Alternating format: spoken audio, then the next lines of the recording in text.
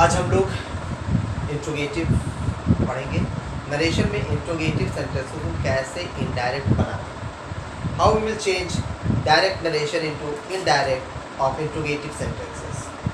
So first of all we should know how many types of interrogative sentences are.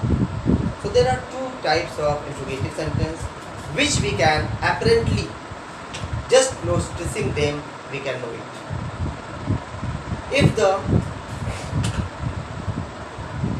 If interrogative sentences are starting with helping verbs or modals, helping verbs or modals.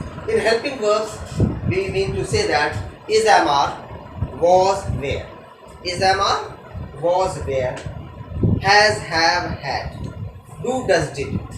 And in modals, we can say can, could, may. Somewhat like this. So we can know that by seeing if the helping verb starts the reported speech in inverted commas, that is interrogative sentence, and they are of two types.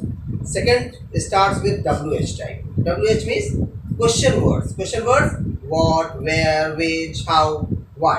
These type of words, if contained in a reported speech, then it is interrogative sentence of second type.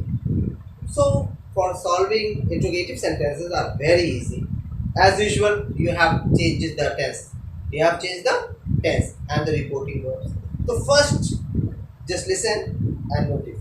Say or said to. Either there is say or said to. Said or said. In both the conditions, it will be changed into asked. This change occurs in reporting verb. This change occurs in reporting verb. यानी said या said to अगर पाया जाता है reporting verb में तो हम उसे asked में परिवर्तित कर देते हैं। इतना बहुत सरल है और आप याद रख सकते हैं। Said and said to, both the conditions are changed to asked. Secondly, conjunction. For conjunction we have three things: if and whether. If and whether. Either of the one you can choose it. Either of the one you can choose it. यदि आप if लगाना चाहें तो if लगाएं, whether लगाना चाहें तो whether लगाएं। As a conjunction, जैसे कि हमने पिछले वाक्यों में that लगाया था, उसकी जगह हम क्या लगाएंगे? if या whether लगाते हैं। said और said to को क्या करेंगे? asked में परिवर्तित करेंगे। if और whether लगा देंगे as a conjunction। और conjunction जब लगता है तो रिपोर्टिंग वर्ब में कॉमा और इनवर्टेड कॉमा को रिमूव कर दिया जाता है, हटा दिया जाता है। एक सेंटेंस में लिख देता हूं फिलहाल।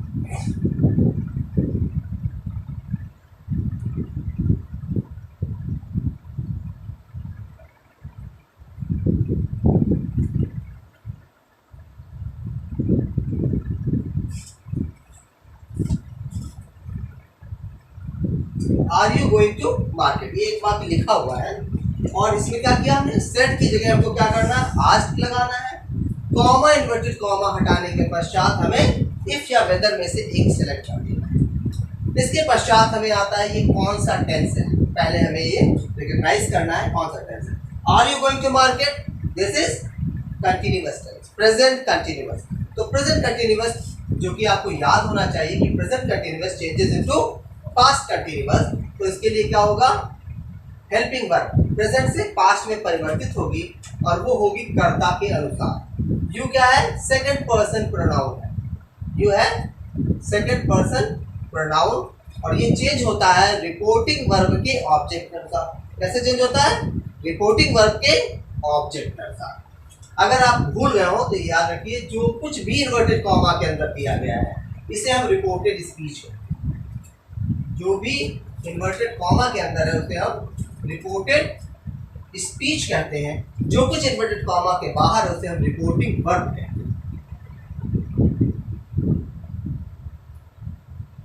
इस चीज को इसलिए बोलना कि हर वाक्य में जब हम पर्सन चेंज करेंगे, प्रोनाउन चेंज करेंगे, तो रिपोर्टिंग वर्ब और रिपोर्टेड स्पीच का भी संबंध देख रहा है कि अगर सेकंड पर्सन प्रोनाउन है तो रिपोर्टिंग वर्ब का ऑब्जेक्ट जो है रिपोर्टिंग वर्ब का ऑब्जेक्ट जो है सेकंड पर्सन प्रोनाउन को चेंज करता है। अगर रिपोर्टिंग वर्ब में से ऑब्जेक्ट नहीं है तो हम उसको थर्ड पर्सन में चेंज कर देते हैं। तो ये हम जाके इफ वेदर जोड़ा और हमने बनाया राम, सेट टू की जगह क्या लगेगा, आस्क्ड, राम आस्क्ड। इफ या वेदर में से कोई एक चीज जोड़ेंगे, इफ। फिर हम आते हैं सेकंड पर्सन, यू है, क्योंकि ऑब्जेक्ट दिया नहीं इसलिए हम थर्ड पर्सन में ले जाएंगे, इफ ही। आर जो है ही के हिसाब से क्या होना चाहिए, पास्ट में, इज एम आर का पास्ट होता है वॉज वेयर, तो ही सिंगुलर है तो हम इसके साथ लगाएंगे वॉज का प्रयोग करेंगे, he was, if he was going to market.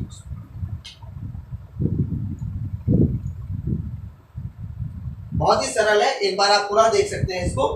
Set to की जगह हमने क्या किया, सेट या सेट टू है तो उसकी जगह हम क्या कर रहे हैं, आस्क्ड को लगा रहे हैं। कॉमा इन्वर्टेड कॉमा हटाने के पश्चात हम इफ या वेदर में से एक कंजंक्शन लगाएंगे। प्रोनाउन हमेशा रिपोर्टिंग वर्ब के अनुसार बदलते हैं, रिपोर्टिंग वर्ब के अनुसार हमने प्रोनाउन बदल दिया है। टेंस को परिवर्तित करना है तो इज एम आर की जगह हम वॉज देयर का प्रयोग करेंगे, वॉज लगाते, बाकी एज इट इज रहेगा। क्वेश्चन मार्क हट गया क्योंकि सब्जेक्ट के बाद क्या आ रहा है, सब्जेक्ट के बाद हेल्पिंग वर्ब आ रही है और यहाँ पर क्या था, सब्जेक्ट के पहले हेल्पिंग वर्ब। तो इन दोनों के जब हम प्लेस चेंज कर देते हैं तो मार्क ऑफ इंट्रोगेशन अपने आप हट जाता है। तो ये बहुत ही सरल तरीका है, आप कर सकते हैं। ये पहले प्रकार का था, इसका एक उदाहरण हम लोग और देख लेते हैं।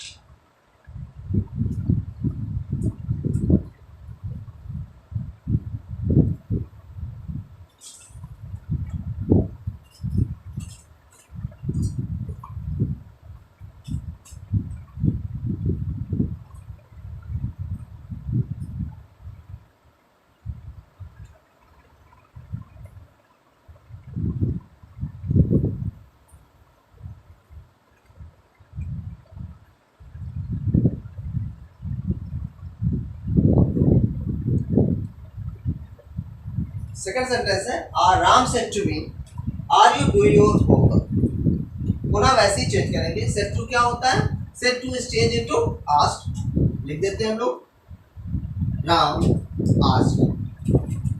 सेड टू की जगह पर आस्क्ड लगा है और मी एज ए उतार लिया जाता है।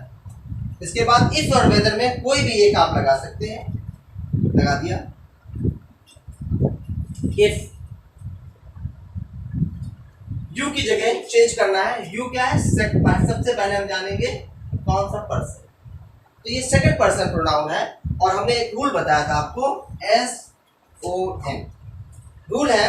SON यानी कि फर्स्ट पर्सन प्रोनाउन अगर रिपोर्टेड स्पीच का है तो सब्जेक्ट के अनुसार बदल दें, सेकंड पर्सन प्रोनाउन अगर दिया जाए तो ऑब्जेक्ट के अनुसार बदल दें और थर्ड पर्सन प्रोनाउन हो तो कोई परिवर्तन ना। ये हमेशा याद रखिएगा, तो प्रोनाउन चेंज करने में कोई समस्या नहीं आती।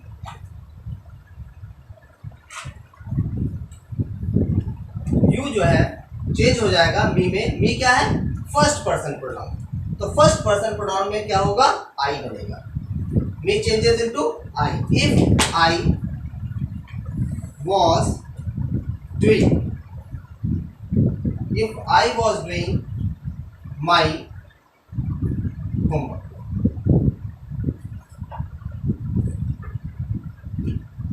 आसान है। if I was doing my homework, यहाँ पर चेंज जैसे पिछली बार था are you going to market, you change किया था ही और यहाँ पर यू चेंज हो गया है आई। क्यों, क्योंकि रिपोर्टेड स्पीच का ऑब्जेक्ट यहाँ पर फर्स्ट पर्सन प्रोनाउन है, तो जो प्रोनाउन अंदर चेंज हो रहा है सेकंड पर्सन प्रोनाउन हमेशा ऑब्जेक्ट के अनुसार बदलता है, इसलिए जो है मी के ही रूप लगेंगे। तो मी में क्या आता है, आई, मी की जगह पर आई यूज करते हैं एज अ सब्जेक्ट और मी क्या है, ऑब्जेक्ट। वर्ब के बाद जब भी आई को लिखा जाता है मी बन जाता है, मी को जब भी आई की जगह लाएंगे यानी सेट टू से पहले, वर्ब से पहले लिखेंगे तो हमेशा आई होता है। ये सब्जेक्टिव और ऑब्जेक्टिव केस होता है। अब दूसरे तरीके का जो क्वेश्चन वर्ड है उसको भी सॉल्व करके देखते हैं।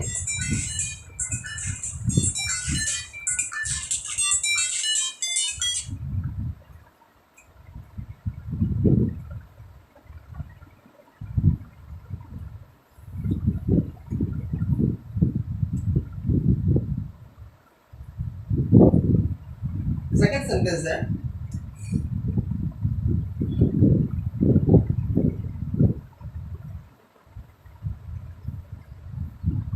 said to me.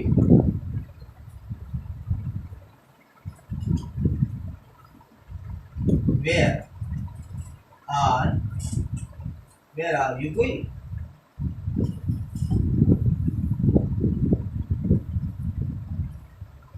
Where are you going? अब ये सेंटेंस है और ये सेकंड टाइप है।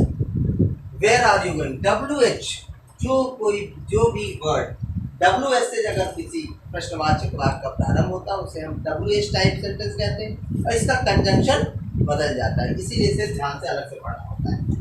बाकी परिवर्तन जैसा पहले बताया गया, क्या बताया गया, सेड हो या सेड टू हो दोनों की जगह हम आस्क्ड में परिवर्तन करेंगे तो क्या हो जाएगा, सीता आस्क्ड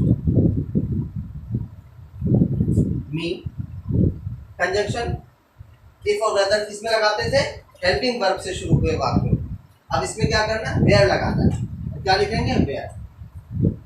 ये आपका यहाँ पर कंजंक्शन का कार्य कर रहा है। क्या काम कर रहा है, वेयर जो है कंजंक्शन का काम करेगा।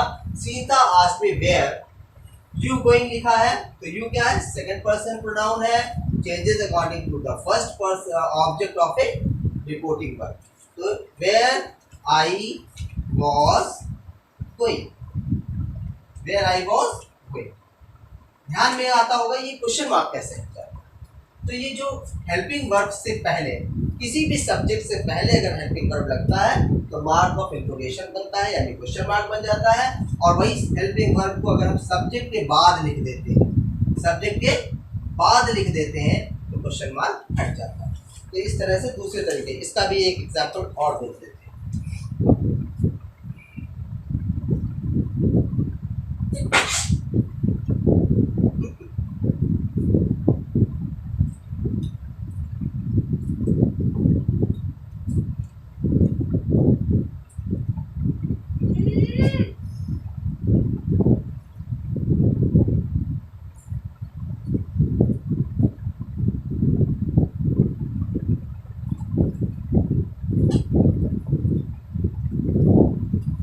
ये दूसरा सेंटेंस है, WH टाइप ये भी है और इसको भी जैसे ऊपर उपरोक्त वाक्य किया गया है ठीक उसी तरह से आपको करना है।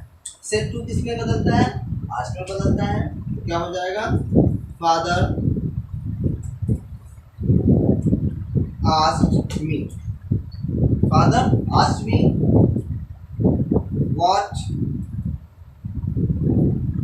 यू है, second person changes according to the first, what I was doing. What I was doing. तो ये क्या है, what was I doing। अगर हम लिखें what was I doing तो फिर क्वेश्चन मार्क बन जाए, इसलिए हमने फिर यहाँ पर प्लेस क्या किया, चेंजेस किए हैं और हेल्पिंग वर्ब आपस में बदल दिए जाते हैं। तो इस तरह से क्या करते हैं हम लोग, सॉल्व कर देते हैं। इंट्रोगेटिव करना बहुत सरल है, अगर इन्हीं 2-3 वाक्यों को आप प्रैक्टिस कर लें अच्छे से और वाक्य एक्सरसाइज से लिखिए, किताब से देखिए और अगर आप इसे हल करें कहीं कोई समस्या नहीं आएगी। अगर आपको कोई समस्या आती है तो इनबॉक्स में आइए और मुझसे पूछिए।